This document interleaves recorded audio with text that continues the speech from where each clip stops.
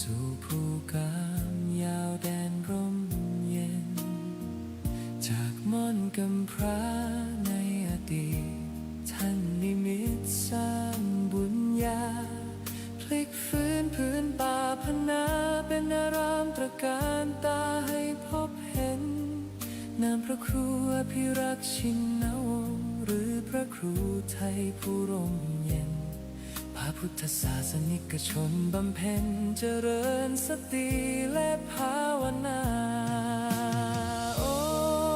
วัดป่าพุทธชินวงศารามงามล้ำเกินคำนิยามดังแดนธรรมบนพระสุธาพญานาคราชโอบเขาใหญ่องค์มุจลินปกปักรักษา909 เมตรการตาเลื่องระบินคุ้มครองภัยกราบพระพุทธมหาจักรพรรดิโลกเกวิวรณ์องค์ตระหง่านยิ่งใหญ่ด้วยบารมีพระครูไทยผู้สร้างไว้เป็นศูนย์รวมใจชาวพุทธมูลนิธิพุทธสุวรรณภูมิรวมล้อมรวมความศรัทธาสร้างส่วนรวมใจล้านนาให้มีที่พึ่งทางใจสูงสุดงานเผยแผ่พระศาสนาท่านทุ่มเทไม่เคยหยุดเพื่อเป็นสถานปฏิบัติวิมุตติจุดแสงสว่างกลางใจคนสัตนาคราชปกปักรักษาแดนธรรมเสียงสวดมนต์เช้าค่ำดังก้องกังวานทุกหนกุศลที่ท่านสรรสร้างยังรากลึกในใจชนเป็นบุญตาบุญกุศลที่ได้มาย่นเยือนพะเยาโอวัดป่าพุทธชินวงศารามงามล้ำเกินคำนิยามดังแดนธรรมบนพระสุธาพญานาคราชโอบเขาใหญ่องค์มุจลินปกปักรักษา909 เมตรการตาเลื่องระบินคุ้มครองภัยกราบพระพุทธมหาจักรพรรดิโลกเกวิวรณ์องค์ตระหง่านยิ่งใหญ่ด้วยบารมีพระครูไทยผู้สร้างไว้เป็นศูนย์รวมใจชาวพุทธกราบจากเท้าด้วยศรัทธาพระครูอภิรักษ์ชินวงศ์เจตนารมณ์ท่านมั่นคงสืบสานธรรมตลอดไปวัดป่าพุทธชินวงศารามศูนย์รวมศรัทธาแห่งชาวไทย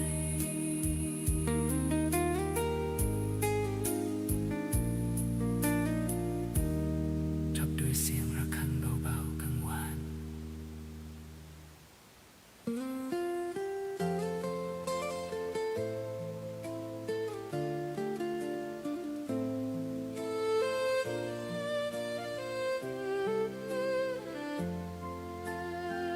น้อมจิตกราบลงด้วยความเคารพศรัทธาวันมงคลเวียนมาศิษยานุศิษย์พร้อมใจกัน จากวัดพิชยญาติการามแสงธรรมส่องสว่างงามถึงมอนพญานาคราชวัดป่าพุทธชินวงศารามดินแดนล้านนาพะเยาพระครูไทยผู้เปี่ยม ด้วยความเมตตาสร้างสรรค์จันลงศาสนานำพาสิทธิ์ก้าวเดินไปมูลนิธิพุทธสุวรรณภูมิที่ท่านได้สืบสานเป็นศูนย์รวมแห่งศรัทธาและงานสืบทอดพระพุทธศาสตร์ยิ่งใหญ่สิริอายุวัฒนะวันเกิดพระครูไทย6 เมษายนมหามงคลชัยน้อมใจกราบวันทาน้อมมุทิตาสักการะพระครูพิรักษ์ชินวงศ์ขอพระเกียรติยศดำรงพระธรรมนำใจทุกแห่งหนขอคุณพระศรีรัตนตรัยคุ้มครองและบันดาลดลให้ท่านปราศจากโรคาภัยพานชนเป็นร่มบุญของปวงชนตลอดกาลพระผู้สร้างผู้ให้ด้วยใจที่บริสุทธิ์นำพาชาวพุทธให้หลุดพ้นจากความมืดมนคำสอนและรอยยิ้มเปรียบดังน้ำทิพย์ชโลมตนสิทธิ์ขอกราบบูชาคุณด้วยกุศลที่ตั้งใจ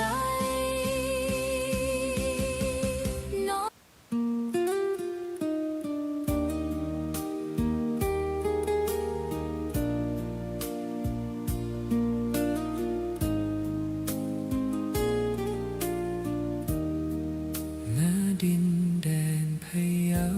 เมืองขุนเขาและสายน้ำมีเรื่องราวความดีงามจารึกไว้ในใจชนจากความตั้งใจมั่น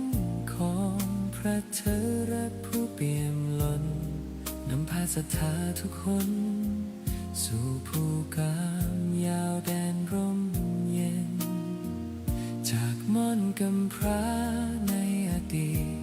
ท่านนิมิตสร้างบุญญาพลิกฟื้นพื้นป่าพนาเป็นอารามตระการตาให้พบเห็นนามพระครูอภิรักษ์ชินวงศ์หรือพระครูไทยผู้ร่มเย็นพระพุทธศาสนิกชนบำเพ็ญเจริญสติและภาวนาชินวงศารามงามล้ำเกินคำนิยามดังแดนธรรมบนพระสุธาพญานาคราชโอบเขาใหญ่องค์มุจลินปกปักรักษา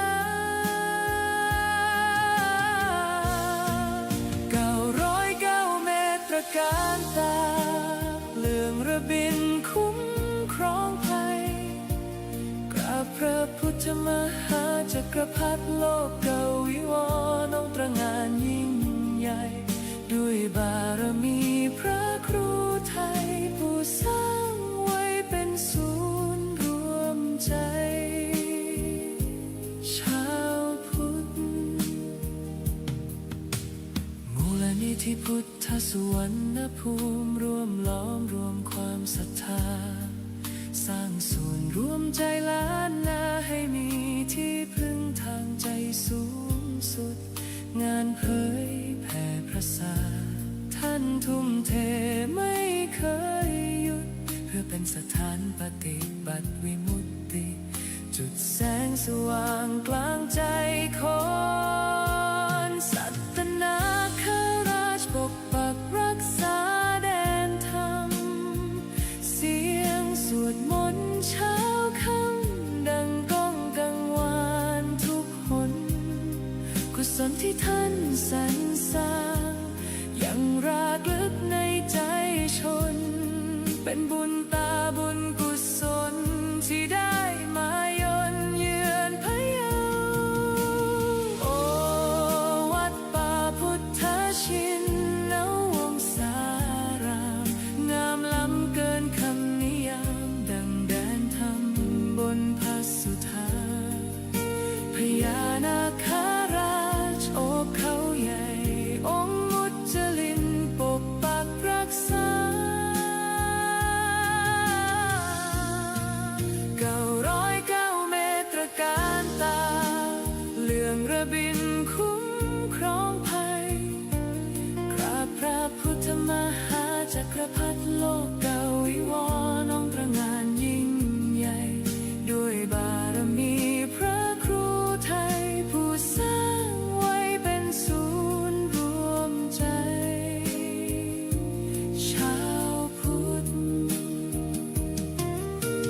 เท้าด้วยศรัทธา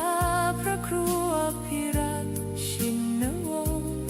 เจตนารมณ์ท่านมั่นคงสืบสานธรรมตลอดไปวัดป่าพุทธชินวงศารามศูนย์รวมศรัทธาแห่งชาวไทย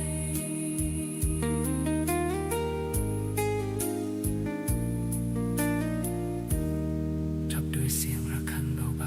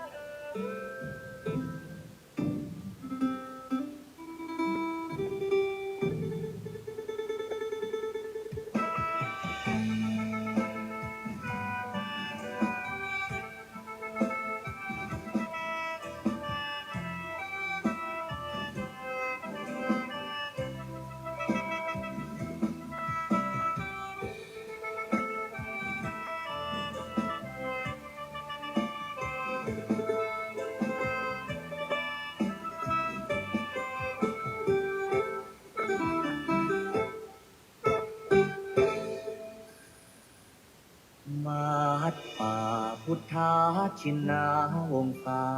ราม รุ่งเรืองรองส่องแสงพระธรรม สุดเลิศล้ำผู้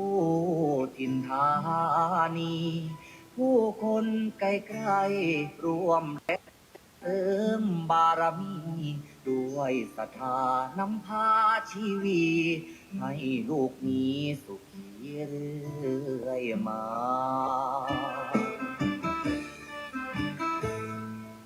น้อมว่าองค์พระครูอภิรักษ์ชินวงศ์ท่านผู้คอยหนุนนำดำรง จิตจะลงพระศาสนาบุญบารมีศาสตร์ส่องสีปกป้องภารา สั่งสอนธรรมเหล่าปวงศรัทธาเทศนาพ้นวัฏฏะสงสาร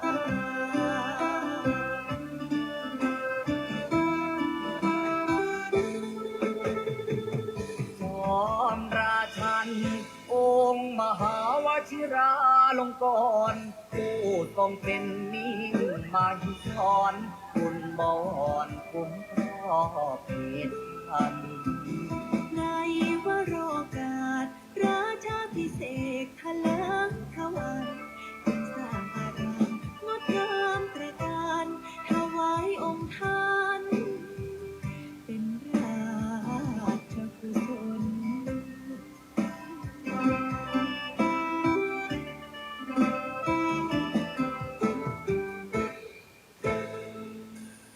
วัดป่าพุทธชินวงศารามกงเกิดไกรแส่สองเลือนามทั่วเขตขามต่างไทยยินยนต์ศูนย์รวมจิตใจ สุดเลื่อมใสในดวงกมลของศรัทธาเหล่าสาธุชน สุขเลิศล้นบ่มีใดปาน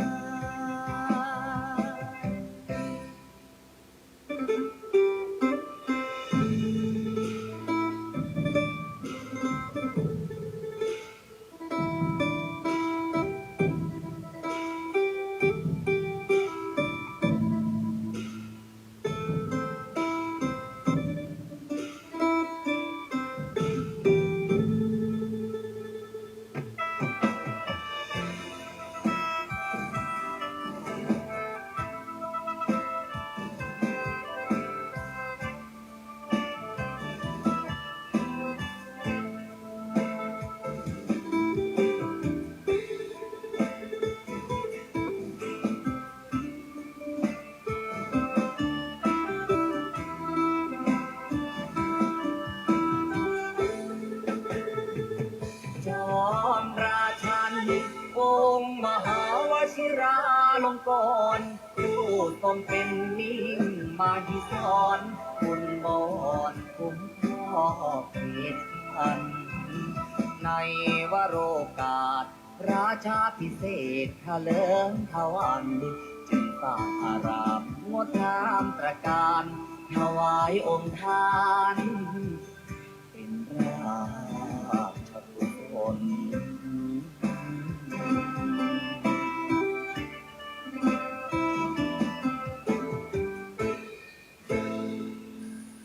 ถึงการอันมงคลของชนสังวรขอวันพาประนุษน้อมก่อนกราบวิงวอนอ้อนอธิษฐานพระบารมีรุ่งเรืองสีนั้นจงบันดาลสิ่งศักดิ์สิทธิ์ทั่วถิ่นสถานโปรดช่วยประทาน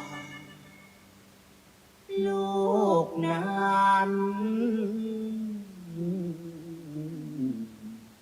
ร่ม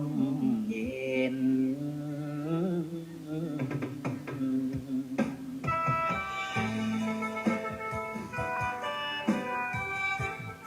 ขอความนอบน้อมในพระรัตนตรัยอันมีคุณพระพุทธคุณพระธรรมคุณพระสงฆ์ขอ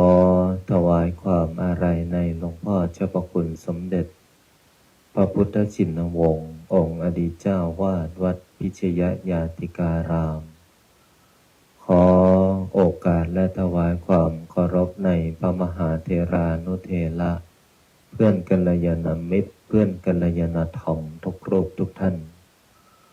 ขอความสุขความสวัสดีจงบังเกิดมีแก่ญาติโยมญาติธรรมโลกหลานหม่นมหาจักรพรรดิทุกท่านทุกคนที่ได้มาพร้อมจิตตั้งใจในการสวดมนต์และก็ขออนุโมทนาเอาละต่อจากนี้ขอให้พวกเราพร้อมจิตตั้งใจสวดมนต์ในวันนี้ด้วยพร้อมเพรียงกันพุทธังชีวิตังเมปุเชมิธัมมังชีวิตังเมปุเชมิสังฆังชีวิตังเมปุเชมิพุทธังวันทามิธัมมังวันทามิสังฆังวันทามิครูปัชฌาอาจาริยคุณังวันทามิมาตาปิตุคุณังวันทามิภาไตรสิกขาคุณังวันทามินะโมตัสสะภะคะวะโตอะระหะโตสัมมาสัมพุทธัสสะนะโมตัสสะภะคะวะโตอะระหะโตสัมมาสัมพุทธัสสะนะโมตัสสะภะคะวะโตอะระหะโตสัมมาสัมพุทธัสสะพุทธังสรณังคัจฉามิธัมมังสรณังคัจฉามิสังฆังสรณังคัจฉามิทุติยัมปิพุทธังสรณังคัจฉามิทุติยัมปิธัมมังสรณังคัจฉามิทุติยัมปิสังฆังสรณังคัจฉามิตติยัมปิพุทธังสรณังคัจฉามิต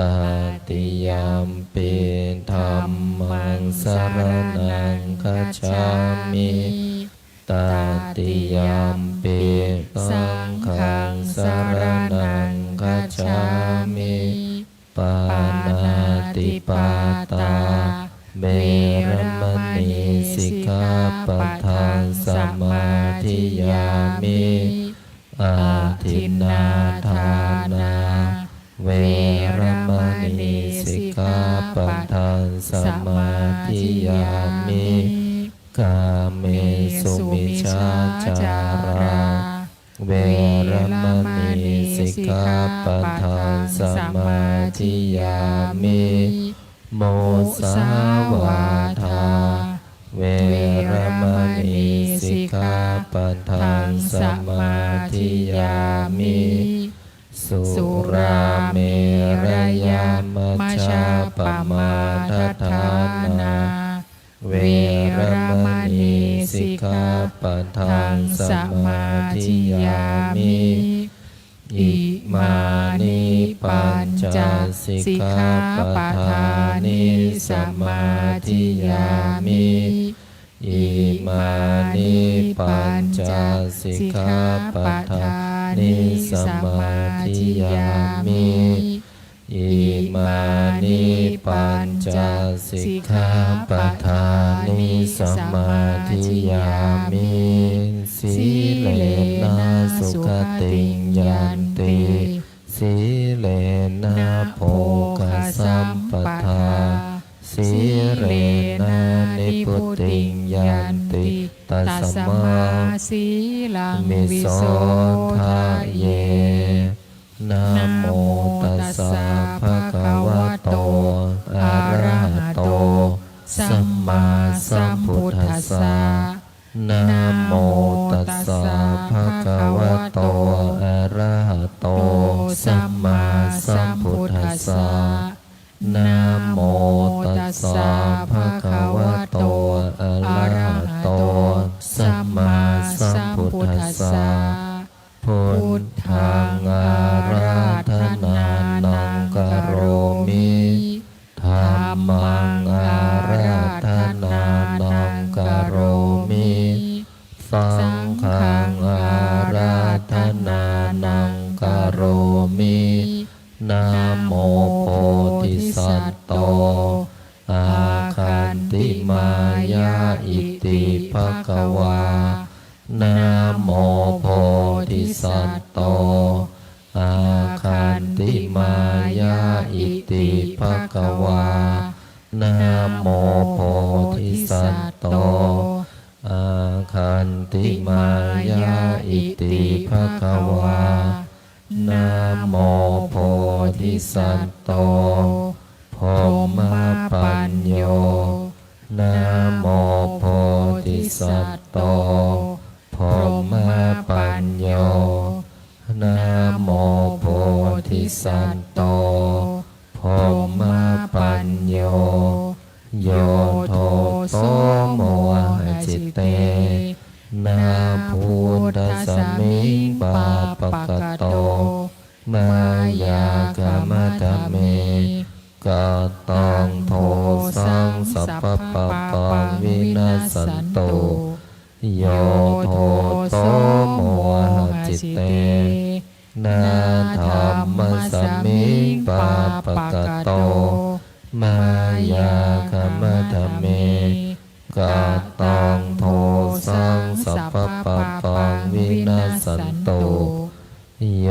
โทโสโมหจิตเตนาสัง ขสมิงปาปะกะโตมายากามะทะเมกะตังโทสังสัพพะปังวินาสันโตนะโมตัสสะภะคะวะโตอะระหะโตสัมมาสัมพุทธัสสะนะโมตัสสะภะคะวะโตอะระหะโตสัมมาสัมพุทธัสสะนะโมตัสสะภะคะวะโตอะระหะโตสัมมาสัมพุทธัสสะนะโมพุทธายะพระพุทธไตรรัตนญาณม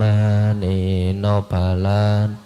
สิสหัสสะสุธรรมาพุทโธ สังโฆยานถาพุนโมนา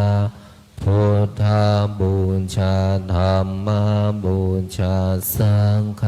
บูชาอาคิทานังวารังคันทังสิวารินจมหาเทลังอาหังวันทามิทุระโตอาหังวันทามิธาตุโยอาหังวันทามิสัพพะโตพุทธานธรรมสังฆปูญเชมินะโมพุทธายะพระพุทธไตรรัตนญาณมานีนพรัตน์สิสหัสสะสุธรรมาพุทโธธัมโมสังโฆยานถาพุนโมนาพุทธาบูชาธรรมบูชาสังฆบูชาอาคิทานังวารังคันทังสิวารีจมหาเทลังอาหังวันทามิทุระโตอาหังวันทามิธาตุโยอาหังวันทามิสัพพะโตพุทธานธรรมสังฆปูญเชมินะโมพุทธายะพระพุทธไตรรัตนญาณมานีนพรัตน์สิสหัสสะสุธรรมาพุทโธธัมโมสังโฆยานถาพุนโมนาพุทธาบูชาธรรมบูชาสังฆบูชาอาคิทานังวารังคันทังสิวารีจมหาเทลัง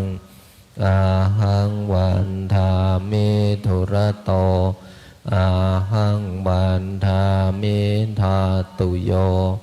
อาหังวันทามิสัพพะโตพุทธานธรรมสังฆปูญเชมินะโมพุทธายะพระพุทธไตรรัตนญาณมานีนพรัตน์สิสหัสสะสุธรรมาพุทโธธัมโมสังโฆยะถาพุนโมนาพุทธาบูชาธรรมบูชาสังฆบูชาอาคิทานังวารังคันทังสิวาริจมหาเทลังอาหังวันทามิทุระโตอาหังวันทามิธาตุโยอาหังวันทามิสัพพะโสพุทธานธรรมสังฆปูญเชมินะโมพุทธายะพระพุทธไตรรัตนญาณมานีนพรัตน์สิสหัสสะสุธรรมาพุทโธธัมโมสังโฆยานถาพุนโมนาพุทธาบูชาธรรมบูชาสังฆบูชาอาคิทานังวารังคันทังสิวาริจมหาเทลังอาหังวันทามิทุระโตอาหังวันทามิธาตุโยอาหังวันทามิสัพพะโตพุทธานธรรมสังฆปูญเชมินะโมพุทธายะพระพุทธไตรรัตนญาณมานีนพรัตน์สิสหัสสะสุธรรมาพุทโธธัมโมสังโฆ ยะถาพุทโมนาพุทธาบูชาธรรมบูชาสังฆบูชาอาคิทานังวรังคันทังสิวาริจมหาเทลังอาหังวันทามิตุระโตอาหังวันทามิธาตุโยอาหังวันทามิสัพพโสพุทธาธรรมสังฆปุญเชมินะโมพุทธายะพระพุทธไตรรัตนญาณมานีโนภลังสิสหัสสุธรรมาพุทโธธรรมโมสังโฆยะถาพุทโมนาพุทธาบูชาธรรมบูชาสังฆบูชาอาคิทานังวรังคันทังสิวาริจมหาเทลังอาหังวันทามิตุระโตอาหังวันทามิธาตุโยอาหังวันทามิสัพพโสพุทธาธรรมสังฆปุญเชมินะโมพุทธายะพระพุทธไตรรัตนญาณมานีโนภลังสิสหัสสุธรรมาพุทโธธรรมโมสังโฆยะถาพุทโมนาพุทธาบูชาธรรมบูชาสังฆบูชาอาคิทานังวรังคันทังสิวาริจมหาเทลังอาหังวันทามิตุระโตอาหังวันทามิธาตุโยอาหังวันทามิสัพพโสพุทธาธรรมสังฆ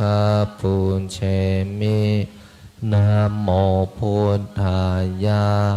พระพุทธไตรรัตนญาณมานีโนภลังสิสหัสสุธรรมาพุทโธธรรมโมสังโฆยะถาพุทโมนาพุทธาบูชาธรรมบูชาสังฆบูชาอาคิทานังวรังคันทังสิวาริจมหาเทลังอาหังวันทามิตุระโตอาหังวันทามิธาตุโยอาหังวันทามิสัพพโสพุทธาธรรมสังฆปุญเชมินะโมพุทธายะพระพุทธไตรรัตนญาณมานีโนภลังสิสหัสสุธรรมาพุทโธธรรมโมสังโฆยะถาพุทโมนาพุทธาบูชาธรรมบูชาสังฆบูชาอาคิทานังวรังคันทังสิวาริจมหาเทลังอาหังวันทามิตุระโตอาหังวันทามิธาตุโยอาหังวันทามิสัพพโสพุทธาธรรมสังฆปุญเชมินะโมพุทธายะพระพุทธไตรรัตนญาณมานีโนภลังสิสหัสสุธรรมาพุทโธธรรมโมสังโฆ ยะถาพุทโมนะ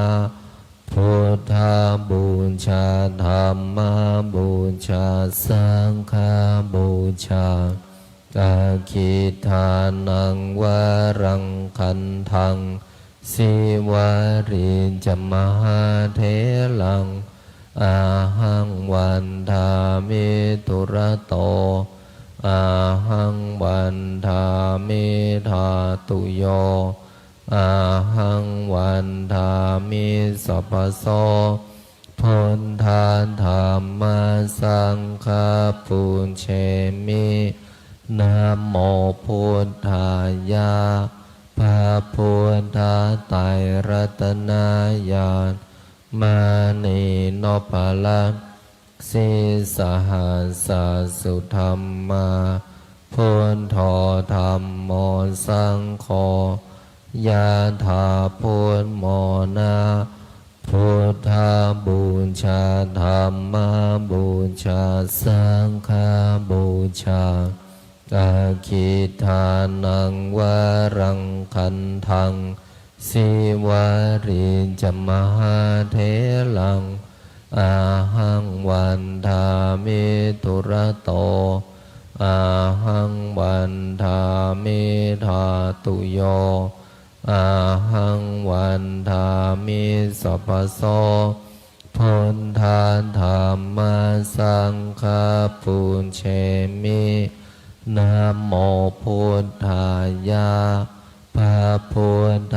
ไตรรัตนญาณมานีโนภลังสิสหัสสุธรรมาพุทโธธัมโมสังโฆยะถาพุทโมนะพุทธาบูชาธัมมาบูชาสังฆาบูชากาคิทานังวารังคันทังสิวาริจมหาเถลังอาหังวันทามิตุระโตอาหังวันทามิธาตุโยอาหังวันทามิสัพพโสพุทธาธัมมาสังฆาปุญเชมินะโมพุทธายะพระพุทธไตรรัตนญาณมานีโนภลังสิสหัสสุธรรมาพุทโธธัมโมสังโฆยะถาพุทโมนะพุทธาบูชาธัมมาบูชาสังฆาบูชาอาคิทานังวารังคันทังสิวาริจมหาเถลังอาหังวันทามิตุระโตอาหังวันทามิธาตุโยอาหังวันทามิสัพพโสพุทธาธัมมาสังฆาปุญเชมินะโมพุทธายะพระพุทธไตรรัตนญาณ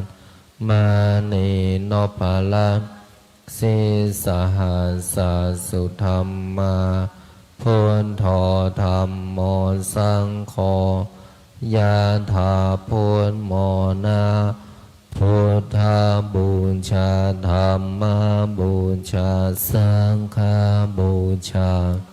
กาคิทานังวารังคันทังสิวาริจมหาเถลังอาหังวันทามิตุระโตอาหังวันทามิธาตุโยอาหังวันทามิสัพพโสพุทธาธัมมาสังฆาปุญเชมินะโมพุทธายะพระพุทธไตรรัตนญาณมานีโนภลังสิสหัสสุธรรมาพุทโธธัมโมสังโฆ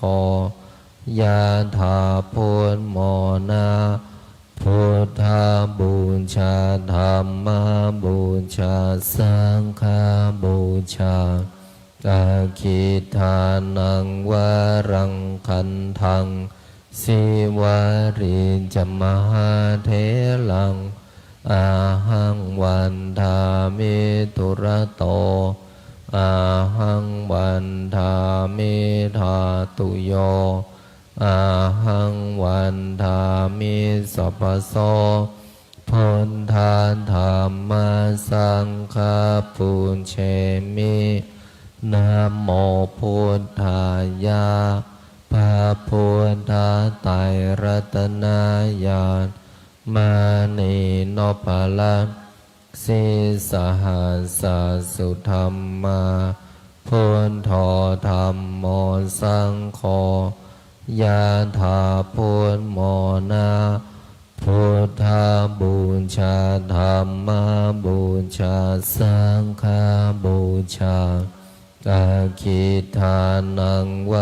รังคันทังสิวาริจมหาเทลัง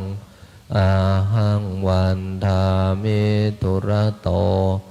อาหังวันทามิธาตุโยอาหังวันทามิสัพพโสพุทธาธรรมสังฆปุญเชมินะโมพุทธายะพระพุทธไตรรัตนญาณมานีโนภลังสิสหัสสุธรรมาพุทโธธรรมโมสังโฆยะถาพุทโมนาพุทธาบูชาธรรมบูชาสังฆบูชาอาคิทานังวรังคันทังสิวาริจมหาเทลังอาหังวันทามิตุระโตอาหังวันทามิธาตุโยอาหังวันทามิสัพพโสพุทธาธรรมสังฆปุญเชมินะโมพุทธายะพระพุทธไตรรัตนญาณมานีโนภลังสิสหัสสุธรรมาพุทโธธรรมโมสังโฆยะถาพุทโมนาพุทธาบูชาธรรมบูชาสังฆบูชาอาคิทานังวรังคันทังสิวาริจมหาเทลังอาหังวันทามิตุระโต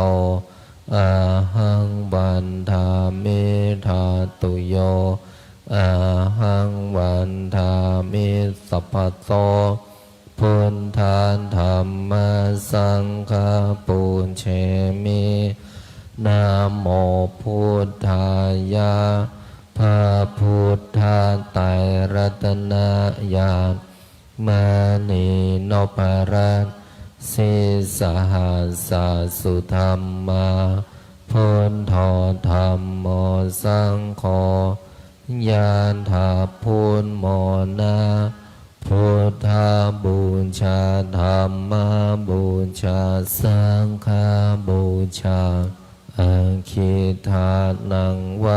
รังคันทังสิวาริจมหาเทลังอาหังวันทามิตุระโตอาหังวันทามิธาตุโยอาหังวันทามิสัพพโสพุทธาธรรมสังฆปุญเชมินะโมพุทธายะพระพุทธไตรรัตนญาณ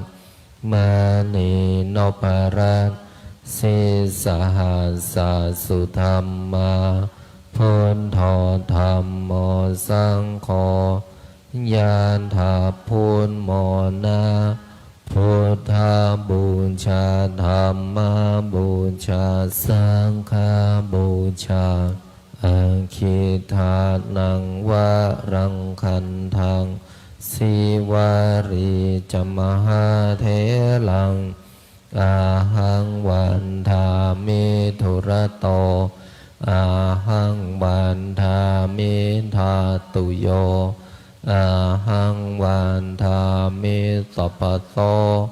พุทธาธรรมสังฆาปุญเช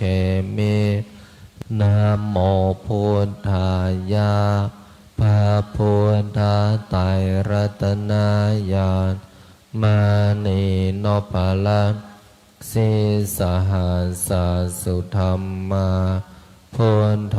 ธรรมโมสังโฆยะถาพุทโมนาพุทธาบูชาธรรม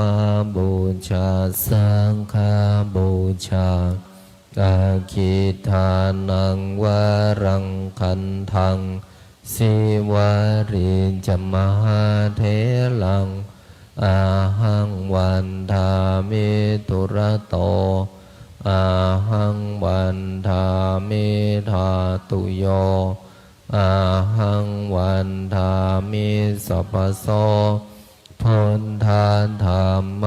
สังฆาปุญเชมิ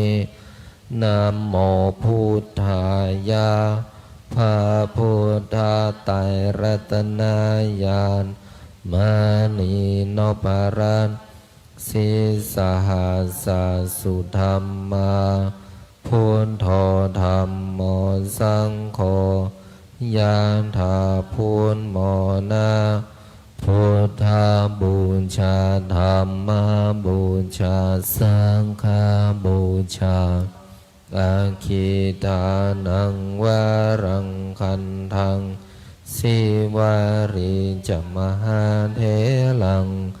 อาหังวันทามิทุระโตอาหังวันทามิทาตุโยอาหังวันทามิสัพพโสพุทธาธรรมสังฆาปุเชมินะโมพุทธายะพระพุทธไตรรัตนญาณมานีโนปะละสิสหัสสุธรรมาพุทโธธรรมโมสังโฆยะถาพุทโมนาพุทธาบูชาธรรมบูชาสังฆบูชาอาคิทานังวะรังคันทังสิวาริจมหาเทลังอาหังวันทามิทุระโตอาหังวันทามิทาตุโยอาหังวันทามิสัพพโสพุทธาธรรมสังฆาปุญเชมินะโมพุทธายะพระพุทธไตรรัตนญาณมานีโนปะละสิสหัสสุธรรมาพุทโธธรรมโมสังโฆยะถาพุทโมนาพุทธาบูชาธรรมบูชาสังฆบูชาอาคิทานังวะรังคันทังสิวาริจมหาเทลังอาหังวันทามิทุระโตอาหังวันทามิทาตุโยอาหังวันทามิสัพพโสพุทธาธรรมสังฆาปุญเชมินะโมพุทธายะพระพุทธไตรรัตนญาณมานีโนปะละสิสหัสสุธรรมาพุทโธธรรมโมสังโฆ ยะถาพุทโมนะพุทธาบูชาธัมมาบูชาสังฆาบูชาอาคิทานังวารังคันทังสิวาริจมหาเถลังอาหังวันทามิตุระโตอาหังวันทามิธาตุโยอาหังวันทามิสัพพโสพุทธาธัมมาสังฆาปุญเชมินะโมพุทธายะพระพุทธไตรรัตนญาณมานีโนภลังสิสหัสสุธรรมาพุทโธธัมโมสังโฆยะถาพุทโมนะพุทธาบูชาธัมมาบูชาสังฆาบูชาอาคิทานังวารังคันทังสิวาริจมหาเถลังอาหังวันทามิตุระโตอาหังวันทามิธาตุโยอาหังวันทามิสัพพโสพุทธาธัมมาสังฆาปุญเชมินะโมพุทธายะพระพุทธไตรรัตนญาณมานีโนภลังสิสหัสสุธรรมาพุทโธธัมโมสังโฆยะถาพุทโมนะพุทธาบูชาธัมมาบูชาสังฆาบูชาอาคิทานังวารังคันทังสิวาริจมหาเถลังอาหังวันทามิตุระโตอาหังวันทามิธาตุโยอาหังวันทามิสัพพโสพุทธาธัมมาสังฆาปุญเชมินะโมพุทธายะพระพุทธไตรรัตนญาณมานีโนภลังสิสหัสสุธรรมาพุทโธธัมโมสังโฆยะถาพุทโมนะพุทธาบูชาธัมมาบูชาสังฆาบูชาอาคิทานังวารังคันทังสิวาริจมหาเถลังอาหังวันทามิตุระโตอาหังวันทามิธาตุโยอาหังวันทามิสัพพโสพุทธาธัมมาสังฆาปุญเชมินะโมพุทธายะพระพุทธไตรรัตนญาณมานีโนภลังสิสหัสสุธรรมาพุทโธธัมโมสังโฆยะถาพุทโมนะพุทธาบูชาธัมมาบูชาสังฆาบูชาอาคิทานังวารังคันทังสิวาริจมหาเถลังอาหังวันทามิตุระโตอาหังวันทามิธาตุโยอาหังวันทามิสัพพโสพุทธาธัมมาสังฆาปุญเชมินะโมพุทธายะพระพุทธไตรรัตนญาณมานีโนภลังสิสหัสสุธรรมาพุทโธธัมโมสังโฆ ยะถาพุทโมนะพุทธาบูชาธัมมาบูชาสังฆาบูชา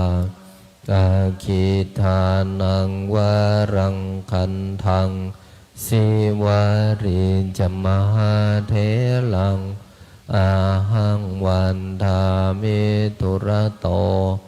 อาหังวันทามิธาตุโยอาหังวันทามิสัพพโสพุทธาธัมมาสังฆาปุญเชมินะโมพุทธายะพระพุทธไตรรัตนญาณมานีโนภลังสิสหัสสุธรรมาพุทโธธัมโมสังโฆยะถาพุทโมนะพุทธาบูชาธัมมาบูชาสังฆาบูชากาคิทานังวารังคันทังสิวาริจมหาเถลังอาหังวันทามิตุระโตอาหังวันทามิธาตุโยอาหังวันทามิสัพพโส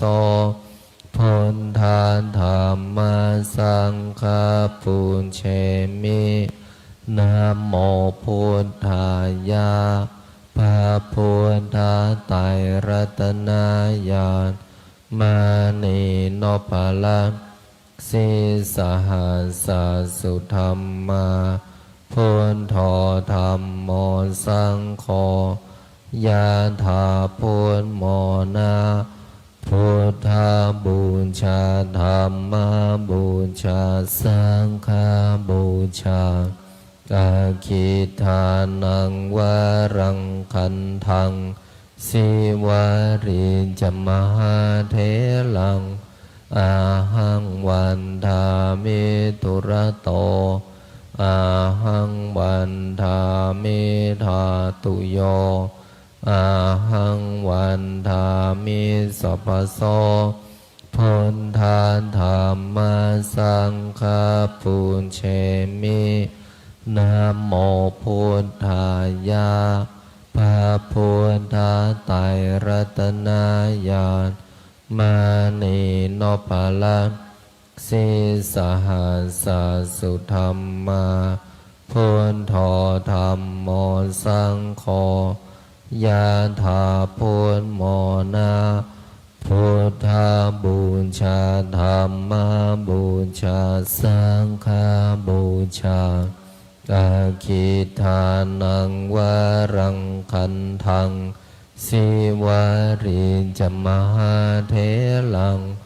อาหังวันทามิตุระโตอาหังวันทามิธาตุโยอาหังวันทามิสัพพโส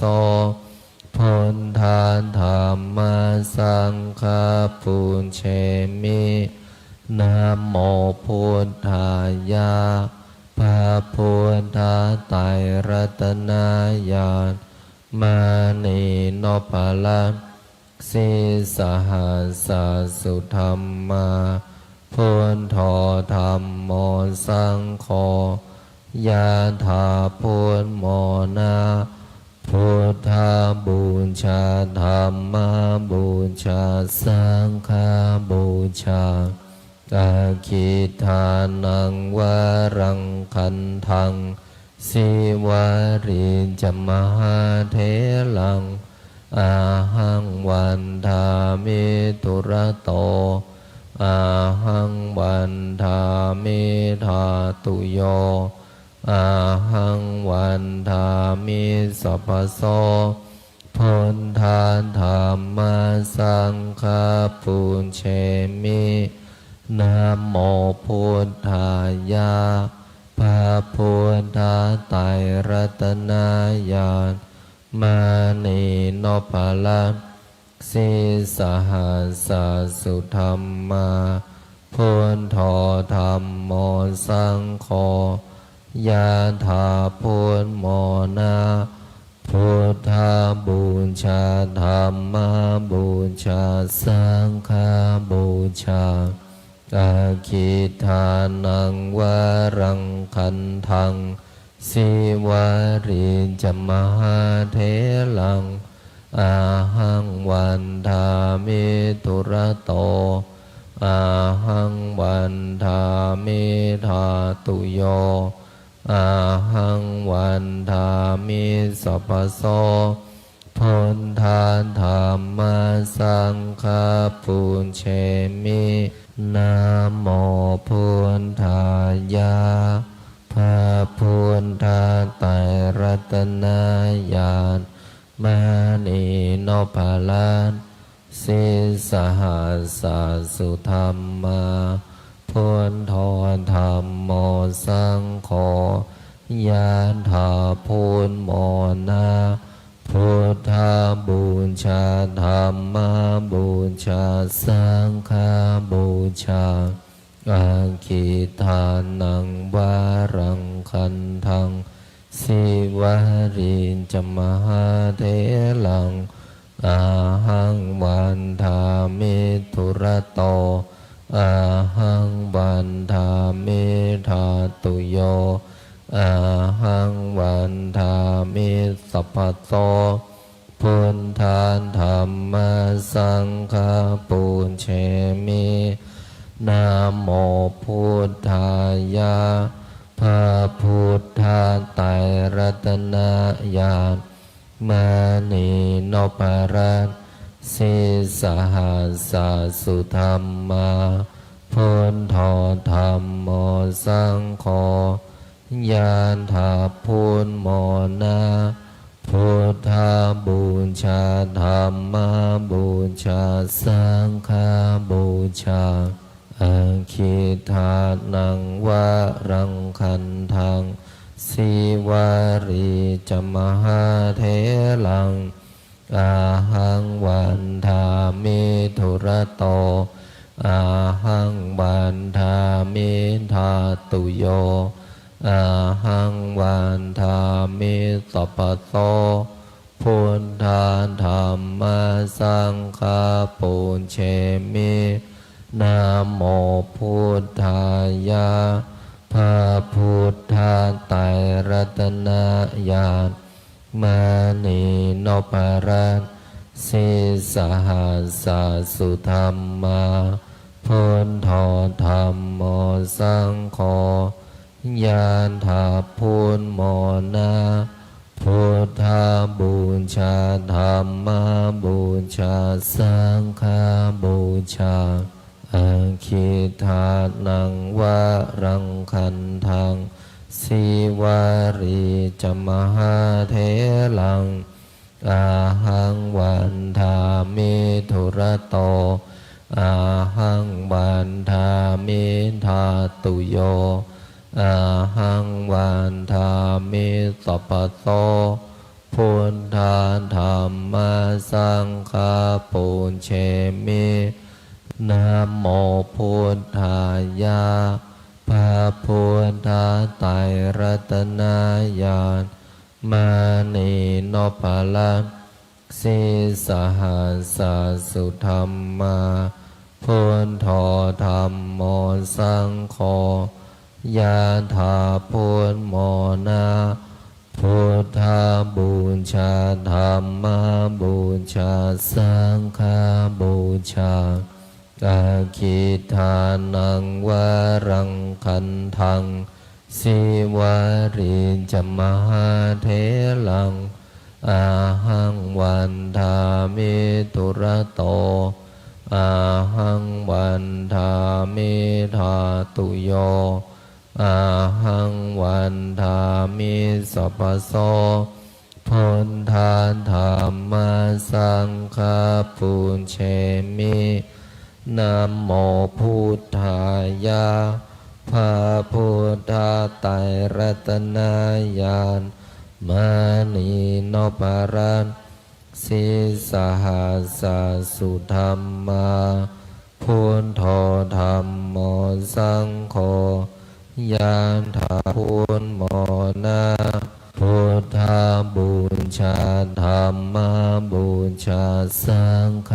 บูชาอาคิตานังวารังคันทังสิวาริจมหาเทลังอาหังวันทามิทุระโตอาหังวันทามิธาตุโยอาหังวันทามิสัพพโตพุทธาธรรมสังฆาปุเชมินะโมพุทธายะ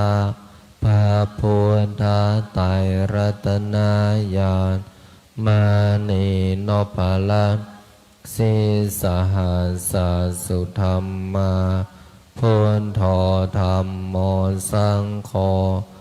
ยะถาพุทโมนาพุทธาบูชาธรรมบูชาสังฆบูชา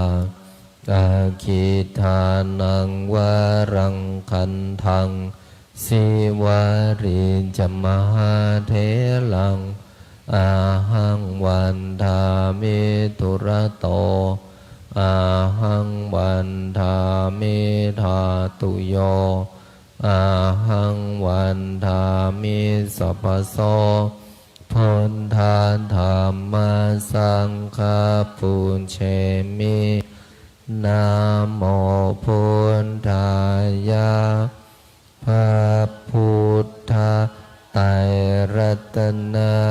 ญาณมานีโนภาลังสิสหัสสุธรรมาพุทโธธรรมโมสังโฆยะถาพุทโมนาพุทธาบูชาธรรมบูชาสังฆบูชาอาคิทานังวารังคันทังสิวาริจมหาเทลังอาหังวันทามิทุระโตอาหังวันทามิธาตุโยอาหังวันทามิสัพพโตพุทธธรรมสังฆาปุเชมิ ขอน้อมกราบอาราธนาบารมีรวมดูขอหลวงปู่ได้โปรดเมตตาอาราธนาบารมีรวมองค์สมเด็จพระสัมมาสัมพุทธเจ้าองค์ปฐมบรมมหาจักรพรรดิในอดีตจนถึงองค์ปัจจุบันไปอนาคตขอน้อมกราบอาราธนาบารมีรวมพระปัจเจกพุทธเจ้าพระโพธิสัตว์พระธรรมและพระอริยสงฆ์ทั้งหลายขอบารมีรวมหลวงปู่ทวดหลวงปู่ดูเป็นที่สุดขอน้อมกราบอาราธนาบารมีทั้งหมดทั้งมวลแผ่บุญผ่านรูปนามของข้าพเจ้าไปทั่วภพภูมิต่างๆทั้งหลาย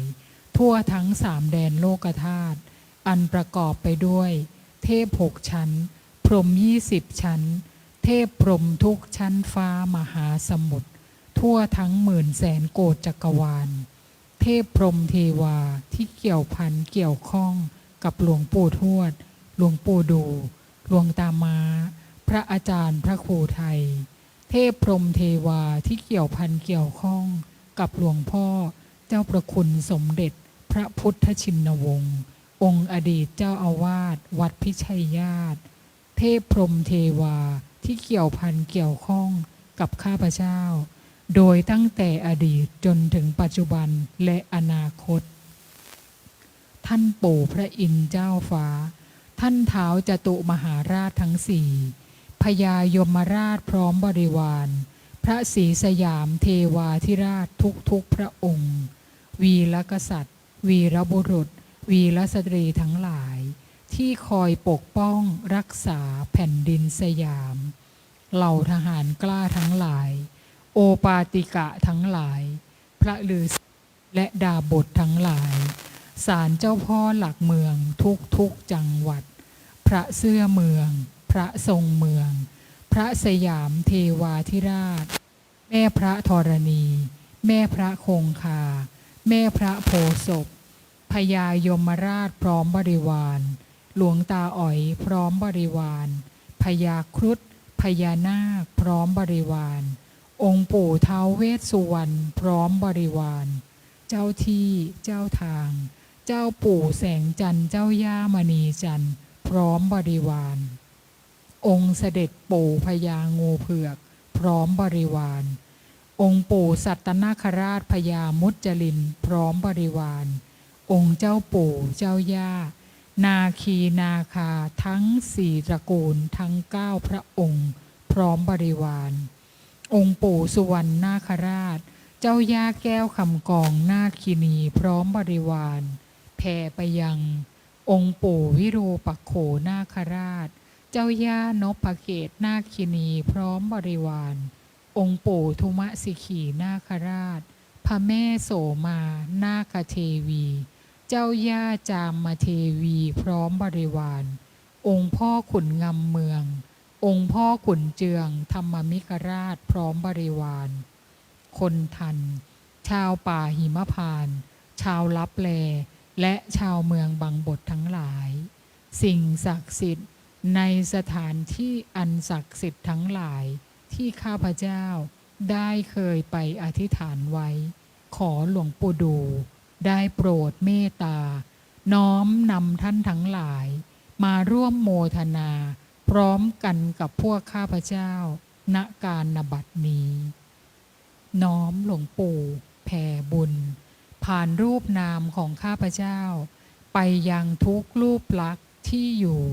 ในวัดป่าพุทธชินวงศารามแห่งนี้ รูปลักษณ์หลวงปู่ รูปลักษณ์พุทธธรรมสังฆะและรูปลักษณ์เทพพรหมเทวาทั้งหมด แผ่ไปไม่มีประมาณ ไม่มีกลางวัน ไม่มีกลางคืน แผ่ไปอัตโนมัติ ตลอดการเวียนว่ายตายเกิดของข้าพเจ้าทุกภพทุกชาติ น้อมหลวงปู่เมตตา ครอบวิมานแก้ว ตั้งกองบุญ ตั้งเจดีย์บุญ ไว้ที่นี้ ให้ใครก็ตามที่มาขอพร มาอธิษฐาน ขอหลวงปู่ได้โปรดเมตตา ให้ทุกรูปทุกนาม สมปรารถนา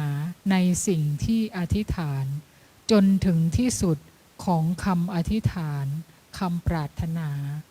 ขอน้อมกำลังหลวงปู่สถิตในดวงจิตของข้าพเจ้า ขอน้อมกำลังจักรพรรดิสถิตในดวงจิตของข้าพเจ้า ขอน้อมสมบัติจักรพรรดิจงบังเกิดขึ้นแก่ข้าพเจ้า และผู้ที่ช่วยเหลือเกื้อกูลข้าพเจ้า ให้มีความคล่องตัวในการสวดมนต์ใต้ฐานหลวงปู่ดูแห่งนี้ และคล่องตัวทั้งทางโลกและทางธรรม ตลอดจนถึงญาติธรรม ที่น้อมโมทนาสาธุบุญกับข้าพเจ้า ในการสวดมนต์ใต้ฐานหลวงปู่ดูแห่งนี้ นับตั้งแต่วินาทีนี้เป็นต้นไป จนกระทั่งถึงที่สุดของคำอธิษฐานคำปรารถนา ขอน้อมโมทนาสาธุบุญ กับผู้ที่มีส่วนร่วมสร้างวัดป่าพุทธชินวงศารามแห่งนี้ทุกบุญ ขอน้อมโมทนาสาธุในบุญ กับพระอาจารย์พระครูไทยทุกบุญ ขอหลวงปู่เมตตา ประทานสมบัติจักรพรรดิให้แก่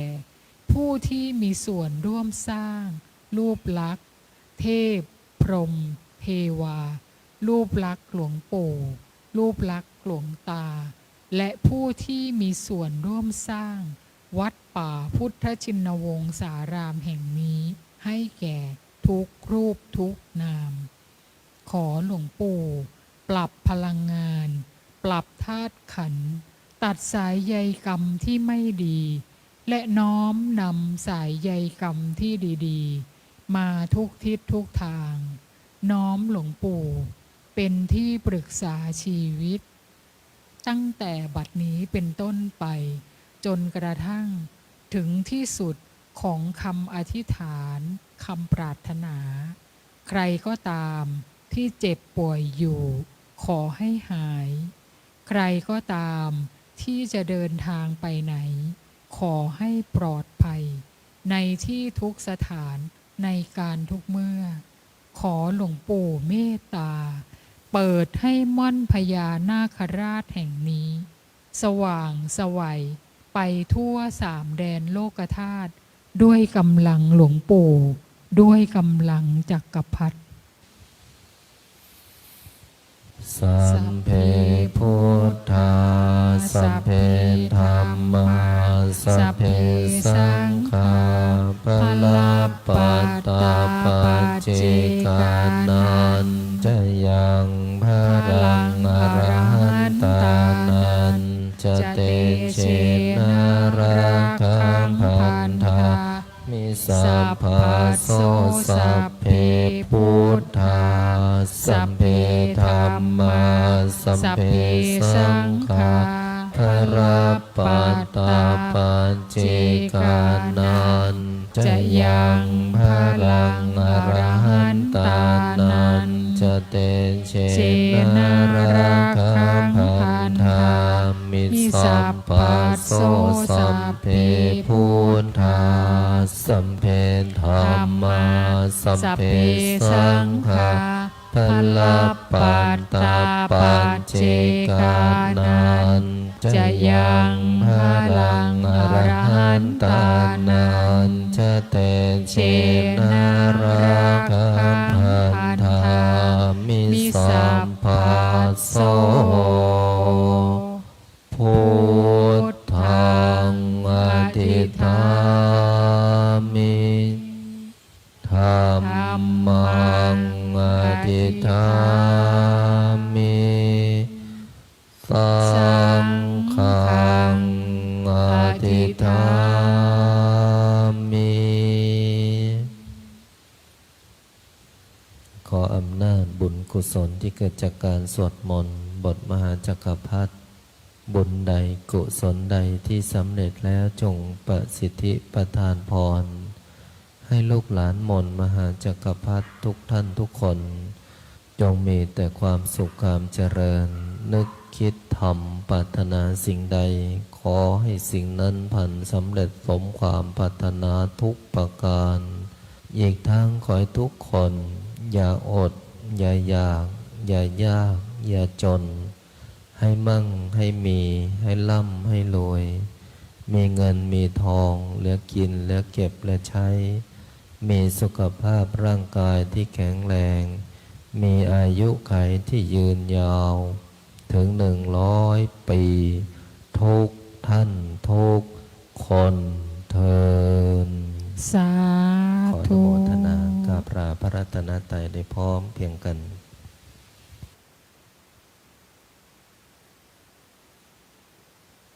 อะระหังสัมมาสัมพุทโธภะคะวาพุทธังภะคะวันตังอะภิวาเทมิสวากขาโต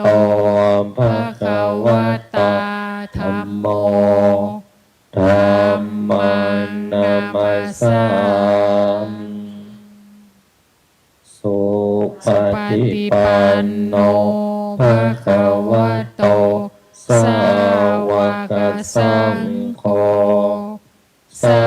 งฆนามามิ ขอน้อมโมทนาสาธุบุญกับทุกท่านนะคะ สาธุ พบกันรอบต่อไปเวลา 13:00 น. นะคะ